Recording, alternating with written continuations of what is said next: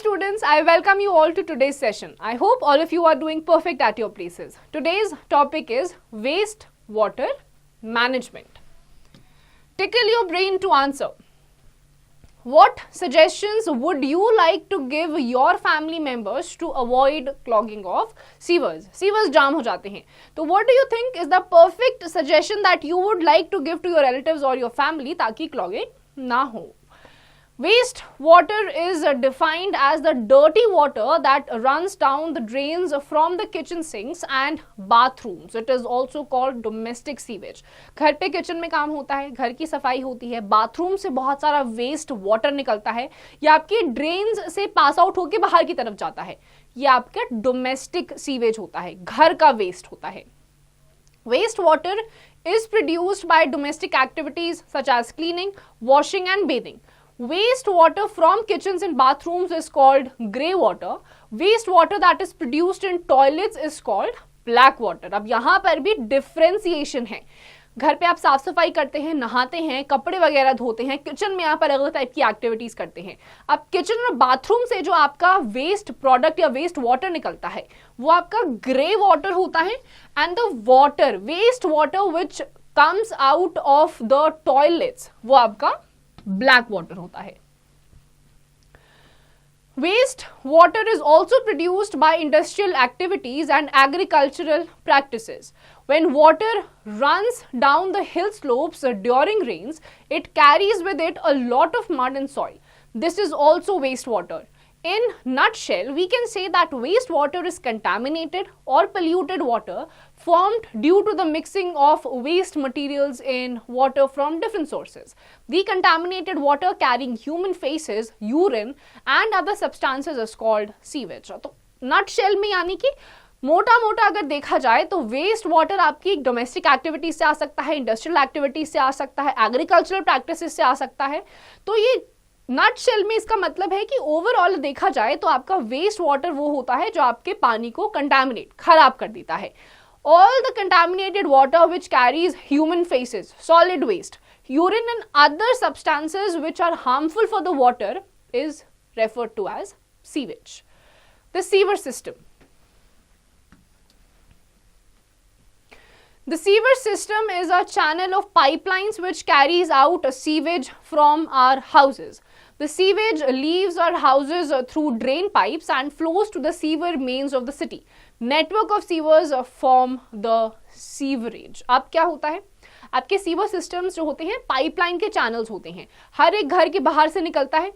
इस तरीके से मल्टीपल आपके अलग अलग लोकेशन से आ रहा है और ये एक बड़े सीवेज में जाके पॉप आउट हो जाता है. इसको क्या बोलते हैं? It forms a sewerage. Waste flows easily through sewers due to a slight slope. Most sewer pipes are underground. So what does one do if there is a leak or blockage in any of these pipes? For this purpose, we have manholes. A manhole is a hole, usually with a cover, through which a person may enter a sewer or drain to fix the faulty pipes. अब क्या होता है? क्योंकि ये pipe सारी आपकी जो होती है अंडरग्राउंड होती है, घर में आपको ये बाहर की तरफ नहीं दिखाई देंगी. अब ये नेचुरली बहुत प्यार से इसमें से पानी निकलता है क्योंकि इसमें स्लाइड स्लोप होता है, ऐसा स्ट्रेट नहीं होता, हल्का सा स्लाइडिंग होता है. जैसे आप झूले में बैठते हैं तो सर करके नीचे आ जाते हैं, वैसे ही इसमें से पानी भी आराम से स्लाइडिंग कर जाता है. बट कभी कभी जब यही पाइप से बीच में कुछ फॉल्ट्स आ जाते हैं, ब्रेकेज आ जाता है, तो आप कैसे ठीक करेंगे? इसके लिए मैन होल्स होते हैं. रास्ते में आप कभी रोड पे जाते हैं तो गटर के ढक्कन जिसे कहा जाता है वो मैन होल्स होते हैं. जैसे ही कुछ प्रॉब्लम आती है, जिस एरिया में प्रॉब्लम आती है वहां का मैन होल का ढक्कन हटाया जाता है, एक इंसान अंदर जाता है, फॉल्टी पाइपलाइन को रिपेयर करके बाहर आ जाता है. इसको हमेशा कवर्ड रखना चाहिए. Manholes are built at a distance of about 50 to 60 meters in the sewerage at the function of two or more sewers or at points where there is a change in direction. A person can enter the underground sewerage for cleaning and maintenance through these manholes. अब क्या distance होता है इसका? 50 से 60 metre का difference होता है एक दो मैनहोल्स के बीच में, जहां पे दो या दो से ज्यादा ये सर्टेन पॉइंट्स के कुछ घरों के या जो भी आसपास आपकी लोकेलिटी है उसके सीवर्स उस मैनहोल के साथ कनेक्टेड होते हैं. Sewage treatment. Sewage treatment consists of removing the solid material from the sewage and also to make the liquid part of the sewage less harmful to humans and fish when it is allowed to flow into water bodies. It involves physical, chemical and biological processes that remove the physical, chemical and biological contaminants present in wastewater. अब इसका treatment का मतलब क्या होता है? अब क्योंकि ये कंटामिनेटेड वाटर है, कुछ भी अच्छा नहीं इसमें है, सब खराब ही चीज है, पूरे पानी को खराब करके रखा हुआ है, तो क्या होता है, ह्यूमंस या फिशेज या किसी भी एक्वेटिक लाइफ के लिए भी ये सेफ नहीं है। तो इसमें फिजिकल, केमिकल और बायोलॉजिकल प्रोसेसेस से जितनी भी फिजिकल, केमिकल और बायोलॉजिकल कंटामिनेंट्स होते हैं, पोल्यूटेंट्स होते हैं जो पानी को खराब करते हैं, उसको रिमूव कर दिया जाता है। Waste water treatment plant, WWTP, primary treatment. Step 1, the wastewater is first passed through screens of vertical bars which remove large solid materials such as plastic bags, cans and sticks. पहले process में क्या होता है, जो भारी भारी solid products होते हैं, वेस्ट बैग्स हो गया, कैंस हो गई, स्टिक्स होगी, वो रिमूव होती हैं। Second step, the water is then passed through settling tanks known as grit chambers. Its speed is reduced so that solids such as sand, silt and gravel settle down and are removed. Second step पे speed कम कर दी जाती है, एक settling tank से पानी को pass on कराया जाता है जिसका नाम है grit chambers. स्पीड इसलिए कम होती है ताकि सैंड पार्टिकल्स, ग्रेवल्स, पत्थर वगैरह जो हो वो सेटल डाउन हो जाए, उसको रिमूव कर दिया जाता है। Step 3, after this the waste water passes into a sedimentation tank called a clarifier in which organic materials settle down and are removed with a scraper. This is called sludge. Floating materials like oil and grease are removed with the help of skimmer. The water that emerges from the settling tank is called clarified water. फिर आता है clarifying tank में, यहाँ पर आपका जितना भी scraper की मदद से सॉलिड पार्टिकल्स को हटा दिया जाता है, ऑयल जो होता है वो सेपरेट कर दिया जाता है, उसके बाद जो इस सेटलिंग टैंक से निकाला जाता है, क्लैरिफाइंग टैंक से जो पानी निकलता है उसको आप क्लैरिफाइड वाटर बोलते हैं। Then comes your secondary treatment, step 4। This sludge is then used to obtain methane, carbon dioxide and humus-like material by a process called digestion. It consists of decomposing the sludge with the help of an anaerobic bacteria. Dried sludge can be used as a fertilizer. The methane formed can be used as a fuel. अब step 4 में ये जो sludge आपका clarified water से obtain हुआ है उससे methane, carbon dioxide, हमस निकाला जाता है डाइजेशन के प्रोसेस से। इसमें आपकी डीकम्पोज करा जाता है स्लज को एक एनाएरोबिक बैक्टीरिया की मदद से। अब जो सूखा स्लज है उसको फर्टिलाइजर की तरह यूज कर लिया जाता है और जो मीथेन गैस फॉर्म होती है उसको फ्यूल की तरह यूज करा जाता है। Step 5, next, air is pumped through the clarified water is an aeration tank. This allows aerobic bacteria to grow and consume organic contaminants such as feces, food waste and soap still left in the water. The bacteria ultimately settle down at the bottom as activated sludge and the water removed from the top. The dried sludge is used as manure. अब क्या होता है, aerobic bacteria की उसको grow करने के लिए छोड़ दिया जाता है ताकि जितना भी सॉलिड वेस्ट है, फेसेस है, सोप थोड़ा सा बच गया है, वो सारे उसके ऊपर एरोबिक बैक्टीरिया को ग्रो करने के लिए छोड़ दिया जाता है। फिर बैक्टीरिया अल्टीमेटली जो होता है सेटल डाउन हो जाता है, पानी को उसमें से निकाल दिया जाता है टॉप से और जो ड्राइड स्लज होता है उसको मैन्योर की तरह यूज कर लिया जाता है। Step 5, the treated water now contains low enough levels of organic matter and suspended impurities to be discharged into a water body. अब जो आपका फाइनली ट्रीटेड वाटर है अब उसमें low levels of organic matter है and there are very low levels of suspended impurities.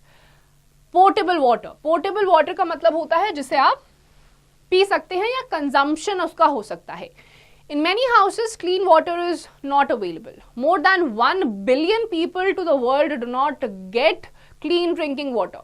They consume dirty, polluted water, which causes a large number of waterborne diseases such as jaundice, cholera, and typhoid.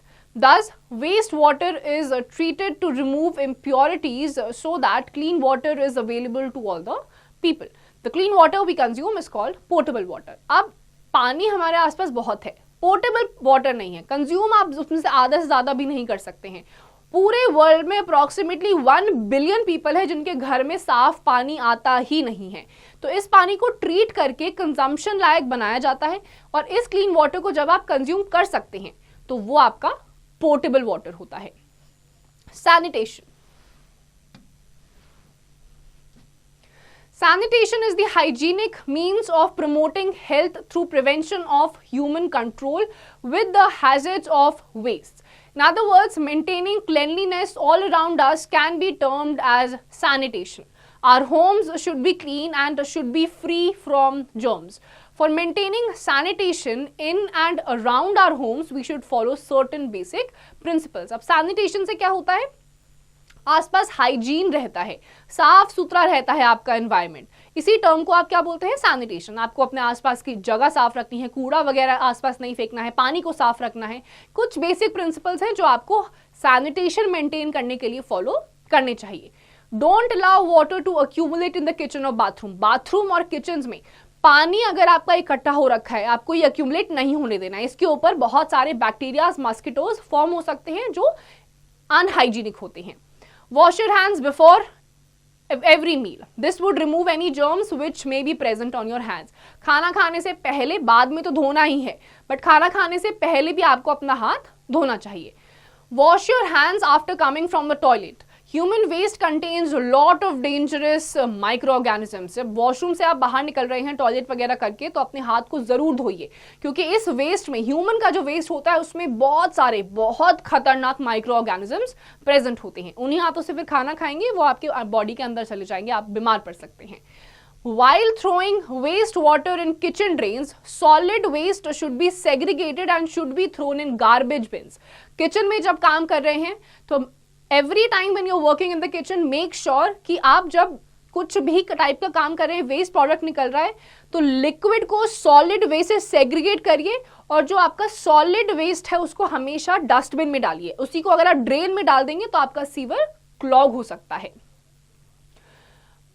Germicides should be used with water for mopping. Some people keep their homes clean but throw everything on the road. This makes your neighborhood dirty, which can be annoying and unhygienic for everyone. अब घरों में mopping करते हुए, पोछा लगाते हुए आपको अपने जर्मिसाइड्स डालने चाहिए ताकि फ्लोर में सारे जर्म्स आपके खत्म हो जाएं। अब कुछ लोगों की आदत होती है कि अपने घर से तो साफ कर लेंगे पर वो कूड़ा रोड पे फेंक देते हैं। अब इससे आपको प्रॉब्लम हो या ना हो, बट आपके आसपास रहने वाले लोगों के लिए बहुत अनहाइजीनिक है, अल्टीमेटली आपके लिए भी अनहाइजीनिक है, और ये लोगों को इरिटेट भी कर सकता है। तो घर को साफ करके बाहर कूड़ा नहीं करना होता है, कूड़े को डस्टबिन में प्रॉपर जगह पर ही फेंकिए। Whenever you are eating or drinking something outside your home, always throw used containers or fruit peels in garbage bins. You may have seen people filtering almost everywhere. आपको क्या करना है? खाना आप खा रहे हैं, खाइए, फ्रूट खाना है, खाइए, बहुत अच्छी बात है। उसका जो पील ऑफ निकल रहा है उसको इधर उधर मत फेंकिए। ये भी पॉसिबिलिटी है, बनाना का पील एक जगह फेंका, खुद ही उसमें फिसल के आप गिर जाएंगे। गंदगी तो मचा ही रहे हैं, चोट भी लगेगी। तो इससे बेटर है कि जो भी आप खा रहे हैं, जो भी आप टाइप की जो भी चीजें खा रहे हैं, उसका जो आपका वेस्ट प्रोडक्ट निकल रहा है उसको डस्टबिन में जाकर फेंकिए। Alternative methods for sewage disposal. At places where there is no sewage system, low-cost on-site sewage disposal systems such as septic tanks, chemical toilets and composting pits should be encouraged. Out of these, number one is septic tanks. Septic tanks are suitable for hospitals, for groups of 4 to 5 houses and other isolated buildings. The household waste flows into the underground septic tank, which acts as a sedimentation cum digestion tank. The sludge settles down and the lighter waste flows on top. Anaerobic bacteria present in the sludge help in decomposing the waste. The septic tank needs to be cleaned every 4 to 5 months. अब septic tanks आपके कैसे use करे जाते हैं? जहां पे आपकी ज्यादा पॉपुलेशन नहीं है, 4 से 5 घर हो गए, हॉस्पिटल्स हो गए, तो सेप्टिक टैंक्स में आपके सारे ड्रेनेज सिस्टम्स होते हैं इस तरीके से, और वहां पे आपका जो स्लज होता है वो बिल्कुल पहले के प्रोसेसेस के थ्रू ही उसको ट्रीट करा जाता है। और सेप्टिक टैंक्स के साथ एक चीज बहुत जरूरी है कि हर 4 से 5 महीने में एटलीस्ट, यानी कि साल में कम से कम 2 बार इनको क्लीन करना होता है। Chemical toilets.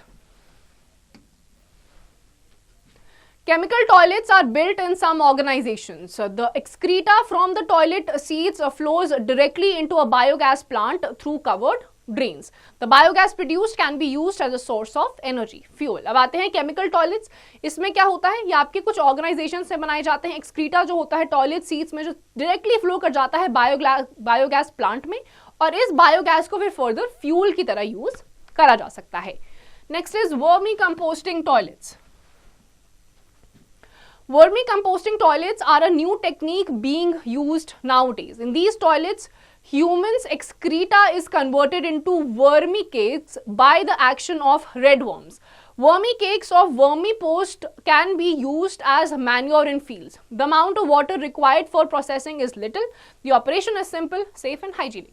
अब आजकल क्या करा जा रहा है टेक्नोलॉजी से, जो ह्यूमन एक्सक्रीटा है उसको कन्वर्ट करा जा रहा है वर्मी केक्स में by the action of with the help of red worms. अब इसको वर्मी केक्स या फिर वर्मी कंपोस्ट कहा जाता है और इसको फर्दर आपके फील्ड्स में एज मैन्योर्स यूज किया जा सकता है. Sanitation of public places. In India, public places are always overcrowded. Special attention on towards sanitation must be given, as public places like bus stand, a railway station, airports, hospitals and markets, a large amount of waste is generated daily in these places. These places are always freeming with people. Maintaining hygiene at such places is really a complex task. Railways have a big army of sanitation workers which cleans platforms, railway lines and train compartments. Now many private operators have been given contracts to do the cleaning job at some railway stations. But maintaining sanitation workers, it is our responsibility also. We should avoid littering at public places. अब इतनी सारी population है, travel भी बहुत ज़्यादा करेगी, तो public places पे बहुत ज़्यादा भीड़ रहती है, specially in India. Be it bus stand, railway station हो, एयरपोर्ट हो या कुछ भी हो, बहुत भीड़ रहती है. तो ऐसी लोकेशंस पे खासकर ज़रूरत होती है कि हाइजीन या सैनिटेशन को मेंटेन किया जाए, नहीं तो बहुत सारे लोगों को एक साथ इन्फेक्शन हो सकता है. अब रेलवे लाइन्स पे बहुत सारे वर्कर्स होते हैं जो कॉन्स्टेंटली आपके टॉयलेट्स को साफ करते रहते हैं, फ्लोर्स को साफ करते रहते हैं, कंपार्टमेंट साफ करते रहते हैं. बट ये सिर्फ उनकी रिस्पॉन्सिबिलिटी नहीं है, हमारी भी हमारे पार्ट पे ये रिस्पॉन्सिबिलिटी होनी चाहिए कि हम आसपास गंदगी नहीं फैला रहे हैं. गंदगी फैलाने से हम दूसरे का कैरेक्टर नहीं, अपना ही कैरेक्टर शो करते हैं. तो सारा का सारा जो भी गंदगी होती है, कभी भी आपको रोड्स पे, रेलवे स्टेशन पे, बस स्टैंड पे या जिस कंपार्टमेंट में आप हैं, ट्रेन पे काफी लोगों की आदत होती है जिस कंपार्टमेंट में खाते हैं वहीं पर अपना कूड़ा छोड़ देते हैं. ये भी आपको बिल्कुल भी नहीं करना है. अपना कूड़ा अपने साथ लेके जाइए, या डस्टबिन है वहां पर जाकर फेंक दीजिए. Know it too. The disposal of wastewater has its roots in the ancient times. The people of Harappan civilization in India had water flushing toilets in each house that were linked with drains covered with burnt day bricks. अब ये जो sewage वाला system है ये आज का नया phenomena नहीं है. हड़प्पन सिविलाइजेशन बहुत सालों पहले जब हुआ था इंडिया में, तो वहां के जो घर थे वहां पे ट्रेसेस देखे जाते हैं कि हर घर में ड्रेन था, और वो ड्रेन आपका बाहर एक कॉमन सिस्टम के साथ अटैच था जहां पे आपके घर की गंदगी एक साथ इकट्ठा कर दी जाती थी. Keep in mind, wastewater, water that is discarded after use, sewer, drains and the big pipes which runs under the ground or roads carrying wastewater from the premises for the main points. Sewage, network of sewers used to carry sewage. Sewage, the contaminated water carrying human faces, urine, other substances. Potable water, the clean water that we consume. And sanitation, proper disposal of human wastes and the protection of water sources. Waste water को कैसे treat करा जाता है, sewers में आपकी कैसे waste water होता है, फिर सीवरेज कनेक्शन होता है, बहुत सारे सीवरेज एक साथ होते हैं, पोर्टेबल वाटर को आप कंज्यूम कर सकते हैं, सैनिटेशन हाइजीन के लिए होता है. Let's wrap it up. Sewage is directed to drainage system from homes and factories. Sewage is usually directed in the nearest water bodies. Contaminated water is dangerous for all living beings. Network of sewers form the sewerage. We should maintain sanitation in our homes, in our neighborhood and at public places. Sewage can be sent to wastewater treatment plants so that uncontaminated water can be released into water bodies. इस chapter में आपने देखा sewage क्या होता है, किस तरीके से वेस्ट वाटर को आप ट्रीट कर सकते हैं, पोर्टेबल वाटर में कन्वर्ट कर सकते हैं। Portable water is the water that you can consume either for drinking और फॉर अदर पर्पसेस। और इसके अलावा आसपास गंदगी नहीं करनी चाहिए। So students, with this we come to the end of this chapter. इसकी जितनी भी एक्सरसाइजेज हैं आप खुद से करिए।